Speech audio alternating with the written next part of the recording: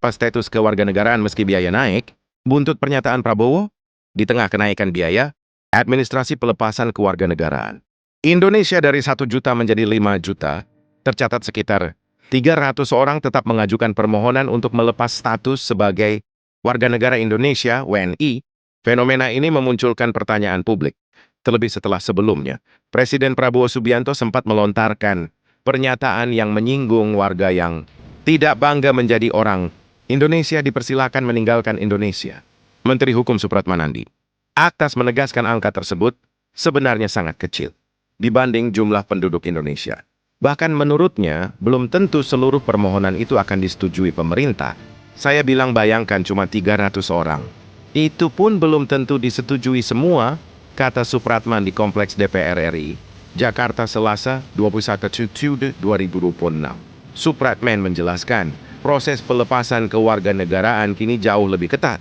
Permohonan harus melalui verifikasi lintas sekitar 14 hingga 15 kementerian dan lembaga untuk memastikan pemohon tidak memiliki tunggakan, pajak maupun sedang tersangkut perkara pidana. Orang yang mau melepaskan kewarganegaraan tidak ada tunggakan pajak, tidak ada sangkut paut dengan kasus pidana yang sedang berlangsung. Ini harus dipastikan di antara 14 kementerian dan lembaga, ujarnya. Ia pun meminta masyarakat tidak perlu khawatir karena pemerintah menerapkan mekanisme seleksi yang ketat sebelum memberikan persetujuan.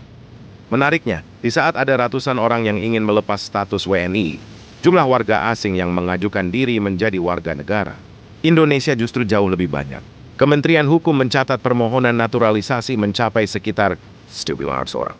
Untuk menjadi WNI, pemohon diwajibkan tinggal di Indonesia selama 5 tahun berturut-turut atau 10 tahun tidak berturut-turut. Biaya naturalisasi juga mengalami kenaikan dari 50 juta menjadi rap 75 juta.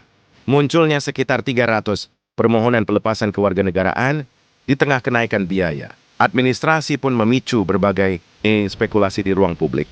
Sebagian pihak mempertanyakan, apakah fenomena tersebut berkaitan dengan dinamika sosial, alasan ekonomi, kepentingan pekerjaan di luar negeri, atau bahkan dipengaruhi oleh pernyataan Presiden Prabowo beberapa waktu lalu yang menyatakan bahwa mereka yang tidak mencintai Indonesia dipersilakan mencari negara lain.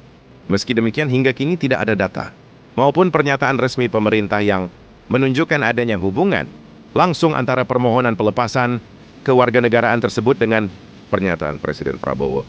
Pemerintah juga menegaskan bahwa jumlah pemohon masih sangat kecil dan tidak menunjukkan tren yang mengkhawatirkan.